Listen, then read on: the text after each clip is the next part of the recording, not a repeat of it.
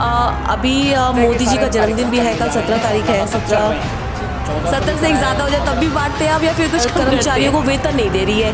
3-4 महीने हो गए, क्या रीज़न है? देखिए, सारी समस्या वही पैदा होती है, सफाई नहीं है, कुछ नहीं। और जब बड़े नाले साफ नहीं होंगे, पंप लगे होते नेचुरली एक भी पंप काम नहीं कर रहा, नाले इसकी मैं जिम्मेवारी आपसे पुटअप करना चाहूँगी वो ये है कि अभी आम आदमी पार्टी ने एक बात और कही है कि बीजेपी के हरि गोस्वामी जी जिन्होंने बताया कि आम आदमी पार्टी जनता को।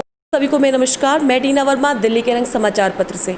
आज हम आए हैं एनडीएमसी के स्टैंडिंग कमेटी के चेयरमैन से मिलने, छैल बिहारी गोस्वामी जी से। सर, आपका स्वागत है दिल्ली के रंग समाचार पत्र में। जैसा कि अब आपको स्टैंडिंग कमेटी का चेयरमैन बनाया गया है, तो अब आपके पास क्या क्या नई जिम्मेदारियां आई हैं और किस तरीके से आप काम कर रहे हैं? देखिए, दिल्ली वासी हमारे जितने भी हैं वो हमारे परिवार के सदस्य हैं। मैं भारतीय जनता पार्टी का समर्पित कार्यकर्ता हूं और भारतीय जनता पार्टी की जो हमारा संगठन है वो पूरे दिल्ली वासियों को अपना परिवार मानता है। जी। भारतीय जनता पार्टी संगठन ने मुझे जिम्मेवारी दी है स्टैंडिंग कमेटी चेयरमैन के नाते नॉर्थ एमसीडी का, वो मैं कार्य मैंने अभी 1.5-2 महीने पहले संभाला है। तो आप सबकी शुभकामनाएं हैं, आप सबके सहयोग से, और संगठन ने जो मुझे विश्वास जताया है तो मैं कोशिश करूंगा उस विश्वास पर खरा उतरूं। ओके, अच्छा, अभी मोदी जी का जन्मदिन भी है, कल 17 तारीख है। 17 सितंबर का मोदी जी का जन्मदिन है और इस उपलक्ष्य में सेवा सप्ताह के रूप में जन्मदिन को मनाया जा रहा है। तो आप किस तरीके से इस जन्मदिन को मना रहे हैं? हमारे भारत के यशस्वी प्रधानमंत्री माननीय श्री नरेंद्र मोदी जी के 17 तारीख के जन्म दिवस के उपलक्ष्य पर हमारे संगठन ने तय किया है कि 14 तारीख से 20 तारीख तक सेवा सप्ताह के रूप में मनाया जाएगा। जी। उस सेवा सप्ताह के अंदर कई तरह के रूप हो सकते हैं, जैसे हम अपने वार्ड में जो कर रहे हैं, एक दिन फल वितरण का कार्यक्रम है, एक दिन वृक्षारोपण का कार्यक्रम है, एक दिन स्वच्छता अभियान है, एक दिन ब्लड डोनेशन कैंप है, एक दिन सुंदरकांड का पाठ है। तो इस तरह के सारे हम कार्यक्रम करने जा रहे हैं और लगातार चल रहे हैं। 14 को भी कराया है, 15 तारीख को कल भी कराया है, आज भी हमने अपना सैनिटाइज़र, मास्क, ये सब वितरण किया है सेवा बस्ती के अंदर। तो इस तरह के सेवा सप्ताह के कार्यक्रम से हम दिल्ली वासियों के अंदर एक इस तरह का एक पेश कर रहे हैं कि हमारे भारत के जो प्रधानमंत्री जो दिन और रात सेवा के अंदर लगे रहते हैं, तो हम कार्यकर्ता भी उन्हीं के मार्गदर्शन के अनुसार हम सेवा के काम में लगे हुए हैं। अच्छा, माननीय प्रधानमंत्री नरेंद्र मोदी जी का जन्मदिन है, तो ऐसे में वो जब 70 साल के हो रहे, तो इस तरीके से भी कई लोग करें कि 70 साल के हुए तो 70 जैसे फ्रूट्स बांटेंगे, 70 कपड़े बांटेंगे, ये इस तरीके मतलब मान लीजिए अगर 70 से एक ज़्यादा हो जाए तब भी बांटते हैं आप, या फिर कुछ कम करते हैं? 70 तो मिनिमम है। मिनिमम है 70। तो जैसे हमारे पेड़ लगा रहे हैं तो पौधे हम 70 तो लगाएंगे, कोशिश कर रहे हैं ज़्यादा लगाएं। ओके, मतलब उस पर्टिकुलर टाइम एक दिन के लिए। राइट। इसी तरीके से फल बांट रहे हैं तो 70 तो बांटेंगे, उससे और ऊपर बांटेंगे। ओके। अगर ब्लड डोनेशन कैंप लगा रहे हैं तो 70 तो हम ब्लड यूनिट देंगे, इससे ऊपर कोशिश करेंगे। मतलब तो 70 मैक्सिमम हो सकता है पर मिनिमम नहीं हो सकता एक तरीके से देखा 70 तो जाए। हमें रखना ही रखना है। ओके, लड्डू बांटेंगे तो 70 किलो लड्डू बांटेंगे। That's great. तो चलिए अब बात करते हैं कि एमसीडी के बारे में। एमसीडी में अभी आम आदमी पार्टी ने आरोप लगाया है कि जो बीजेपी की एमसीडी है वो कर्मचारियों को वेतन नहीं दे रही है। 3-4 महीने हो गए, क्या रीज़न है और क्या आपको लगता है कि ये सही है?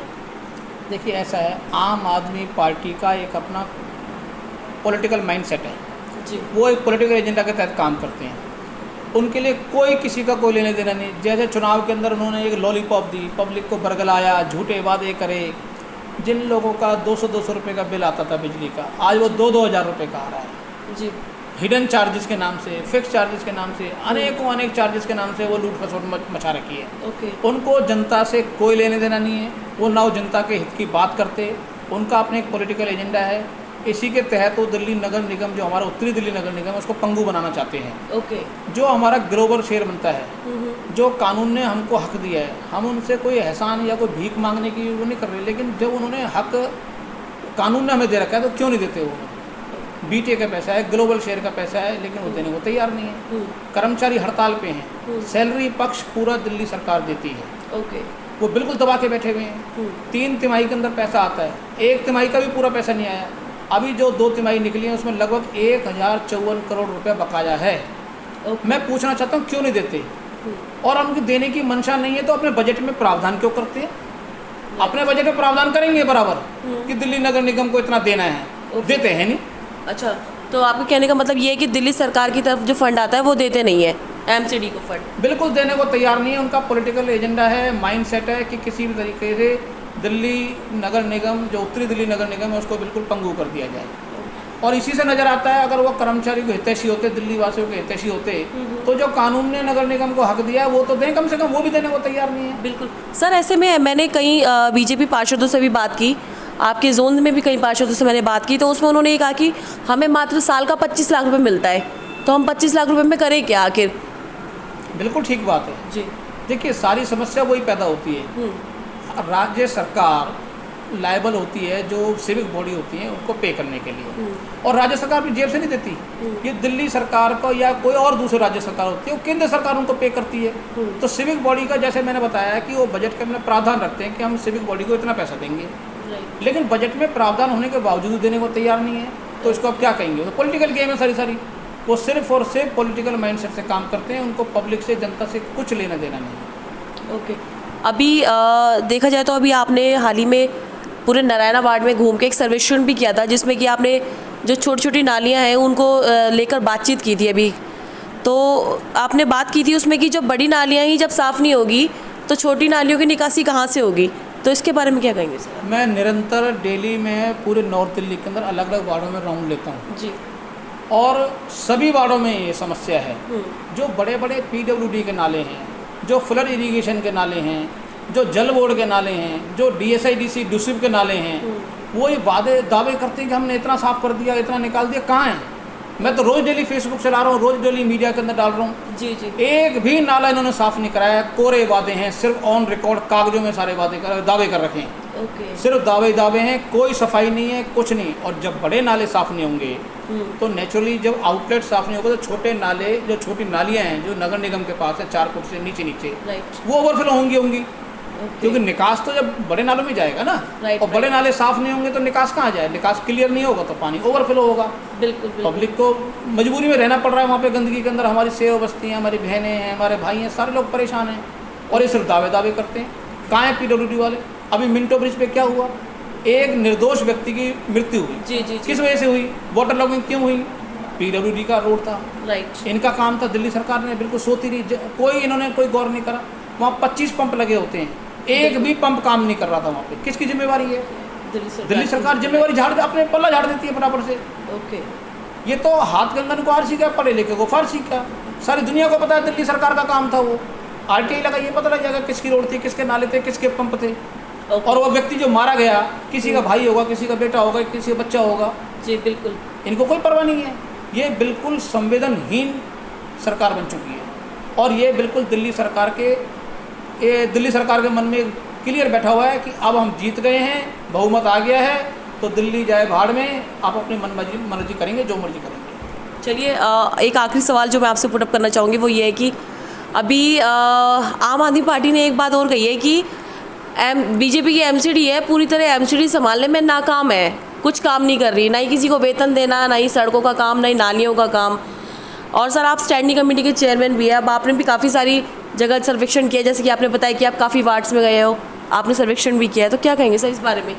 देखिए, मैंने पहले ही कहा, उनकी एक मानसिकता है, वो किसी भी तरीके से कॉपरेट नहीं करना चाहते, वो कानून को कोई नहीं मानना चाहते, जो संविधान ने जो प्रावधान करे हुए वो नहीं मानना चाहते, जो खुद वो बजट के अंदर प्रावधान करते हैं वो नहीं मानना चाहते। सिर्फ और सिर्फ ब्लेम गेम उनका एक काम है, और कुछ नहीं करना उनको।